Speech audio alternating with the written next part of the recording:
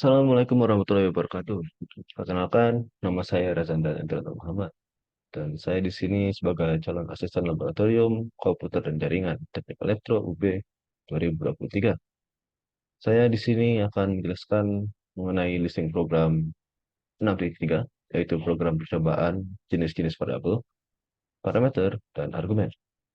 Sebelum saya masuk ke listing programnya, baiknya saya menjelaskan mengenai materinya terlebih dahulu, yaitu tentang fungsi. Nah, apa sih fungsi? Fungsi itu kumpulan perintah atau baris kode yang dikelompokkan jadi satu kesatuan yang dapat kita gunakan kapanpun, dimanapun, selama program berjalan. Nah, kenapa kita harus menggunakan fungsi? Karena kegunaan fungsi itu ada banyak banget, seperti memudahkan dalam pengelompokan data, memudahkan pembuat untuk mencari kesalahan, teks editor terlihat rapi, dan memudahkan customer atau orang lain untuk memahami program yang kita buat. Hmm. Nah, untuk mendeklarasikan fungsi, itu kita menggunakan sintaks def nama fungsi dalam kurung parameters titik dua statement, di mana nama fungsi ini yang akan kita gunakan untuk memanggil fungsi tersebut, memanggil dan menggunakan fungsi tersebut. Dan parameters adalah nilai yang akan kita masukkan ke dalam fungsi. Misalnya kita udah masukin nih nilai 50. Nah, nanti dia akan masuk ke dalam tersebut sebagai parameter, sebagai argumen. Terus, selain itu, dalam fungsi ada yang namanya docstring atau document string. Nah, itu secara esensial atau secara simpelnya itu merupakan komen, komen di dalam fungsi. Nah, kenapa harus pakai docstring itu? Nah, harus sih. Kenapa ada docstring? Karena ini kita misalkan, ini kita udah bikin kode banyak banget, banyak fungsi, namanya beragam macam, kan? Itu baris-baris, berbaris-baris tuh. Nah, kita pasti akan bingung ini fungsi untuk ngapain, fungsi ini untuk ngapain, fungsi ini untuk ngapain, gitu. Kita bisa gunakan docstring untuk komen, bikin jadi ya, misalnya fungsi ini digunakan untuk berjalan, fungsi ini digunakan untuk melompat, yang ini untuk itu kalkulus, seperti itu. Nah, saya lupa eh, menyebutkan bahwa statement ini adalah perintah-perintah atau baris kode yang akan dijalankan oleh fungsi. Terdapat beberapa jenis variabel dalam Python, yaitu satu variabel otomatik atau variabel lokal, di mana ini adalah variabel yang hanya dapat diakses oleh fungsinya saja. Jadi misalnya kita deklarasi variabelnya di dalam fungsi, maka variabel itu hanya bisa digunakan di dalam fungsi itu saja. Lalu ada yang namanya variabel global. Nah, untuk variabel global ini dia bisa digunakan di hampir semua fungsi di seluruh program.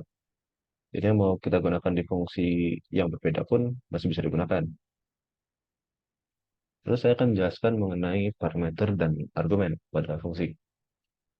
Jadi parameter dalam Python itu bisa lebih dari satu, nggak cuma satu doang. Gitu. Kita bisa memberi lebih dari satu nilai. Bisa dua, bisa tiga, lima, 10, bisa. Nah, itu dia ada dua jenis. Yang pertama itu parameter formal, di mana parameter ini adalah yang ditulis dalam deklarasi fungsi, yang bersifat lokal dalam fungsi yang mendefiniasikannya. Hmm. Lalu ada parameter aktual, yaitu ekspresi yang dimasukkan dalam sintaks pemanggilan fungsi dan diupdate oleh tanda kurung.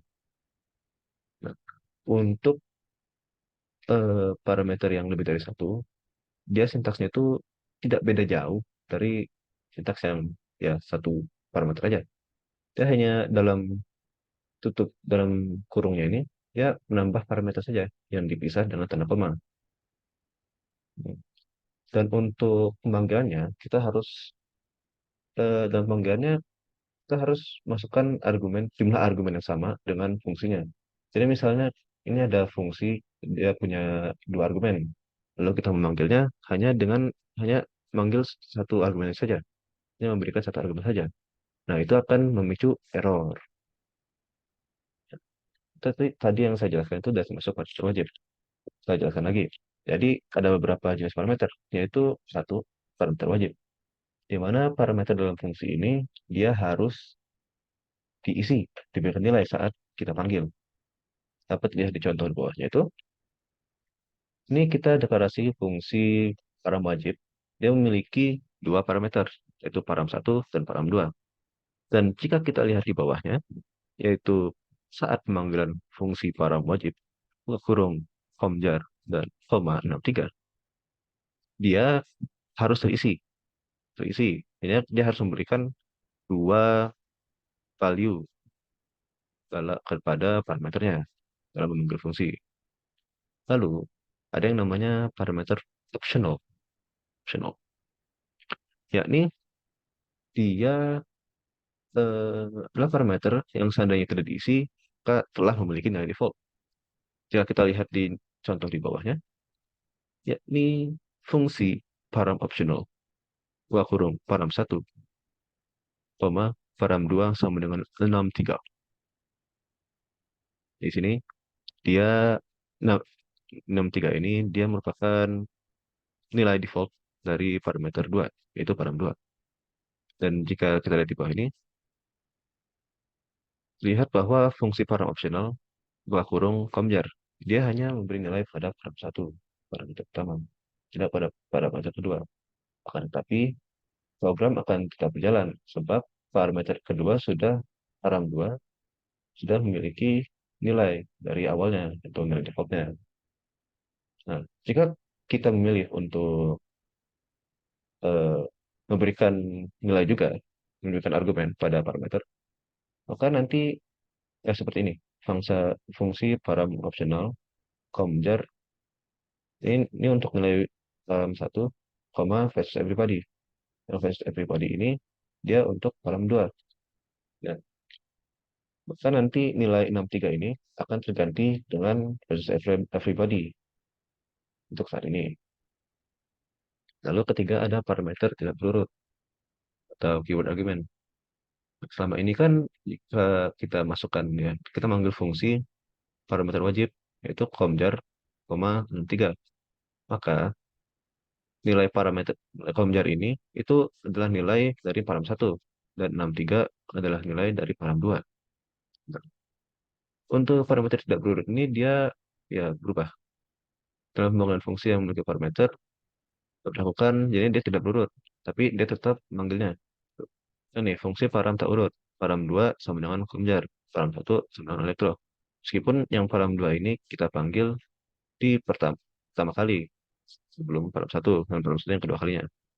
Lalu terdapat tiga jenis fungsi, yaitu fungsi procedure, yakni cuma fungsi yang tidak memberikan nilai kembali. Dia hanya menjalankan statement-statement saja. Lalu fungsi dengan return, ini fungsi yang benar-benar mengembalikan nilainya. Lalu fungsi rekursif. Fungsi rekursif ini dia akan terus, dia seperti pulangan, jadi looping.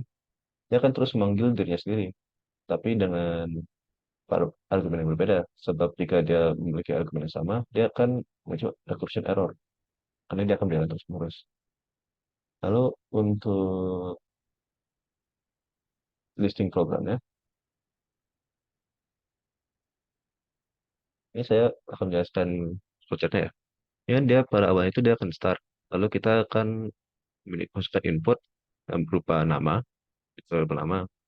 Lalu lalu dia akan merubah label jurusan, kelas jurusan dengan teknik elektro.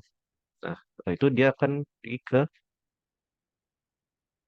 ke fungsi nama pengakses. Nah, di mana dia akan memberikan output ini pengakses dan jurusan yang barusan kita masukkan tadi. Nah, lalu dia akan melakukan sistem close, yaitu membersihkan eh, konsol command-nya. Membersihkan ininya, bersihkan ya. Membersihkan yang setelah kita tulis tadi. Lalu kita akan memberikan input untuk usaha dan waktu. Hmm. Dan setelah itu kita akan dia akan pergi ke fungsi perhitungan daya dengan membawa nilai dari usaha dan waktu tadi. Nah, dalam fungsi ini kita akan menggunakan nilai usaha dan waktu yang tadi kita masukkan untuk menghasilkan variabel hasil, untuk untuk untuk membuat variabel hasil. Lalu fungsi fungsi itu akan ngeprint dan memberikan output berupa hasil tadi. Nah, kita pergi ke programnya ya. Kita jalan. Nah, kita masukkan nama pengakses. Ya, kita masukkan nama kita. Kita set. Nah, akan muncul akses Razan jurusan teknik elektro. Nah, kenapa ini teknik elektro? Sedangkan di sini dia itu defaultnya teknik industri. Karena kita sudah memberikan variabel jurusan teknik sama dengan teknik elektro dan memasukkannya pada parameter 2 itu PRM jurusan. Maka nilai PRM jurusan ini akan berubah. Nah, lanjut, lanjutkan. Kita akan masukkan nilai usaha. Misalkan saya masukkan 50. Lalu kita akan masukkan nilai sekon, kita akan masukkan 5 misalnya. Nah, dia akan memberikan output berupa hasil bagi dari 50 dan 5, yaitu 10. Nah, ini benar. Nah, kenapa ini ada titik, ada 2 nol di belakang titik ini? Karena ini merupakan, di sini ada persen dot to f, di mana dot to ini, dot 2 ini, dia akan munculkan dua, dua angka di belakang desimalnya. Seperti itu yang dapat saya jelaskan untuk listing program ini. Terima kasih atas kesempatannya. Mohon maaf jika saya ada salah kata. Terima kasih telah menyaksikan. Wassalamualaikum warahmatullahi wabarakatuh.